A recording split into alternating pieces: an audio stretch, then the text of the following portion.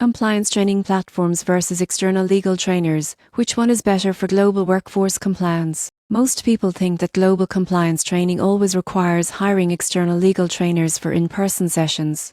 The surprising truth is that online compliance platforms can deliver consistent, scalable, and trackable training across multiple countries. Compliance training platforms provide interactive modules, assessments, and reporting dashboards. They can cover a wide range of topics such as data privacy, anti-bribery, workplace safety, and industry-specific regulations. For example, a multinational company can deploy a single platform to train employees in the US, Europe, and Asia, while automatically tracking completion and comprehension metrics. External legal trainers, by contrast, offer live sessions, tailored advice, and the ability to answer complex questions in real time.